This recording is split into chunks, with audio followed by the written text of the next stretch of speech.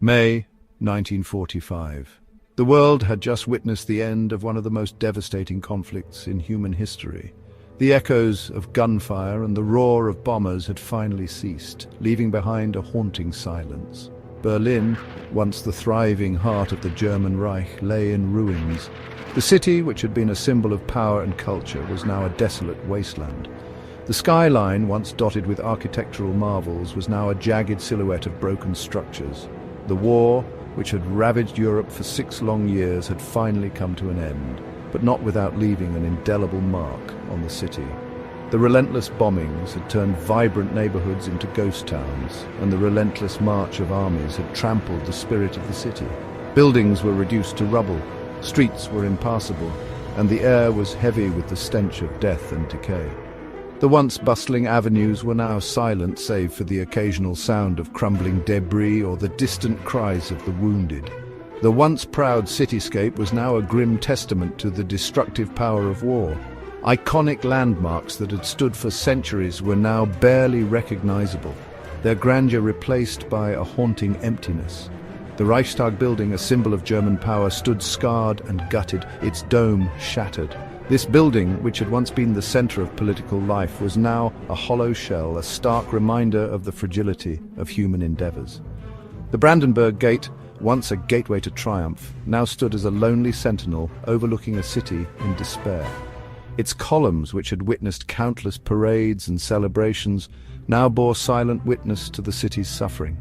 Millions of people had lost their homes, their loved ones, their sense of normalcy. Families were torn apart, and the survivors were left to navigate a world that had been irrevocably changed. The human cost of the war was immeasurable, with countless lives shattered and futures stolen. The war had stripped away the veneer of civilization, leaving behind a raw and brutal struggle for survival. Basic necessities like food, water, and shelter were scarce, and the infrastructure that had once supported the city's population was in tatters. Amidst the devastation, the survivors emerged from the wreckage, their faces etched with a mixture of shock, grief, and a flicker of hope. They were the living testament to human resilience, determined to rebuild their lives despite the overwhelming odds. The war was over, but for Berlin, a new chapter was just beginning. This chapter was not just about physical reconstruction, but also about healing the deep psychological scars left by the conflict. It was a time of reflection, of coming to terms with the past, and of finding a way forward. A chapter fraught with challenges, uncertainty, and the daunting task of rebuilding a city and a nation from the ashes.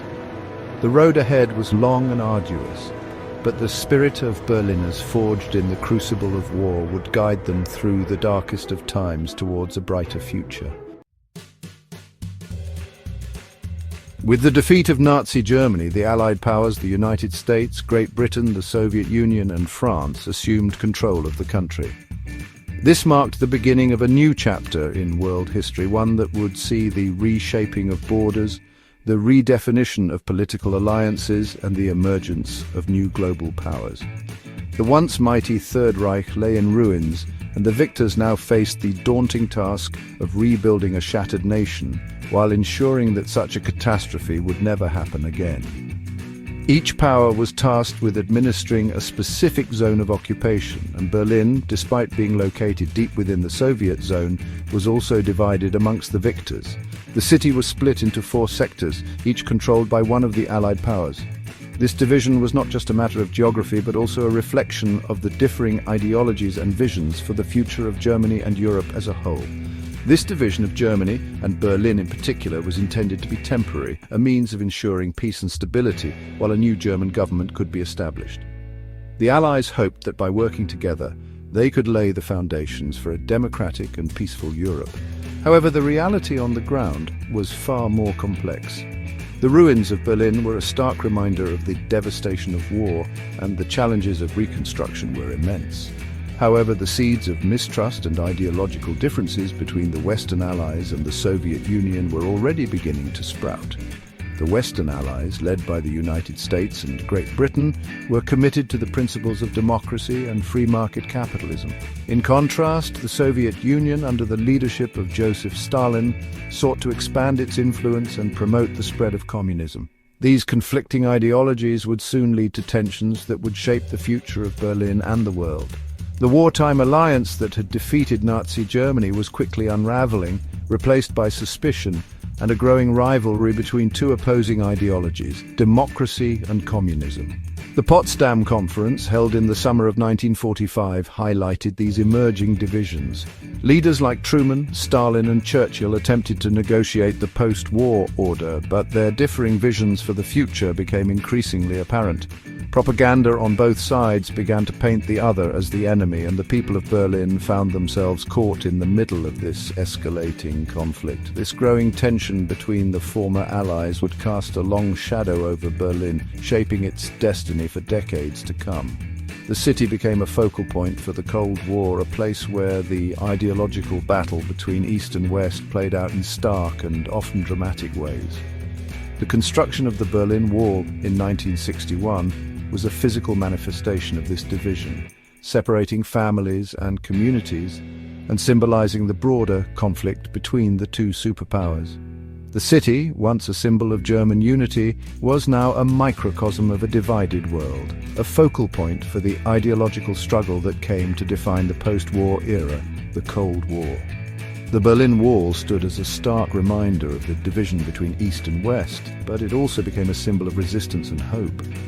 Despite the barriers, Berliners found ways to connect, to communicate, and to challenge the status quo. The story of Berlin during the Cold War is one of resilience, courage, and the enduring human spirit. Berlin, despite lying entirely within the Soviet-occupied zone of Germany, was divided into four sectors. The eastern part of the city fell under the control of the Soviet Union, while the western part was divided between the United States, Great Britain, and France. This division, agreed upon during wartime conferences, was intended to facilitate the demilitarization and denazification of Germany. However, it quickly became apparent that the four powers had vastly different visions for the future of Germany, and Berlin would become the stage for their competing ideologies. The Soviet sector, under the control of the Soviet military administration, saw the implementation of communist policies, including the nationalization of industries and the collectivization of agriculture. The Western sectors, influenced by the Marshall Plan and the principles of free market capitalism, emphasized economic reconstruction and democratic values. The division of Berlin was not merely geographic. It was a reflection of the growing ideological chasm between East and West. The city, once united, was now a patchwork of contrasting systems, a stark reminder of the Iron Curtain that was descending across Europe. In June 1948, tensions between the Soviet Union and the Western Allies reached a boiling point. The city of Berlin, already a focal point of post-war reconstruction and political maneuvering, found itself at the epicenter of a new and dangerous confrontation. The fragile peace that had been maintained since the end of World War II was now under severe strain, as ideological differences between the East and the West became increasingly pronounced. The implementation of the Berlin Blockade marked a significant escalation in these tensions.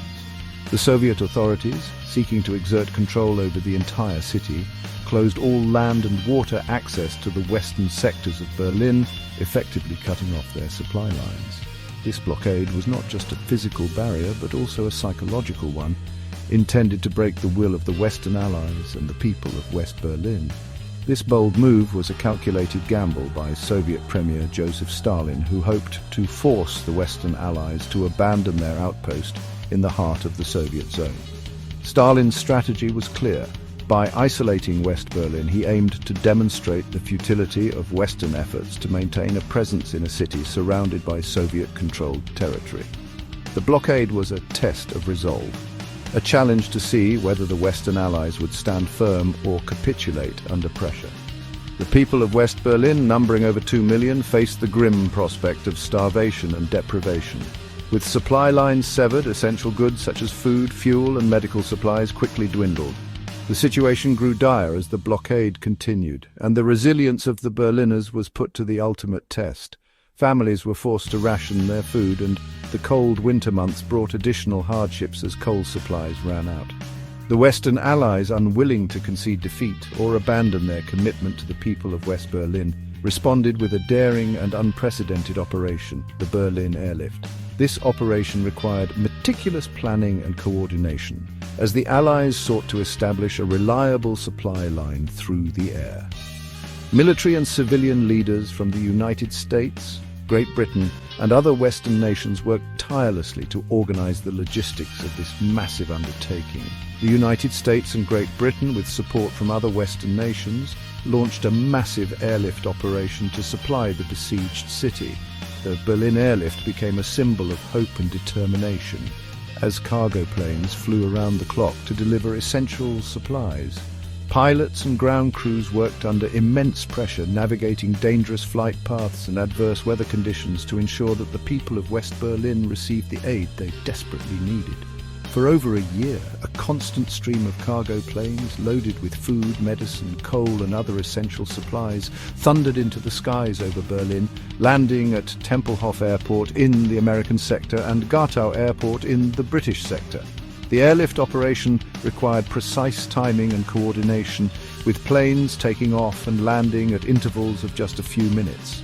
This relentless effort ensured that the people of West Berlin could survive despite the blockade. This lifeline from the skies kept West Berlin alive and became a potent symbol of Western resolve. The success of the Berlin Airlift demonstrated the unwavering commitment of the Western Allies to stand by their principles and support their allies, even in the face of overwhelming odds. The operation not only provided immediate relief to the people of West Berlin, but also sent a powerful message to the world that freedom and democracy would be defended no matter the cost.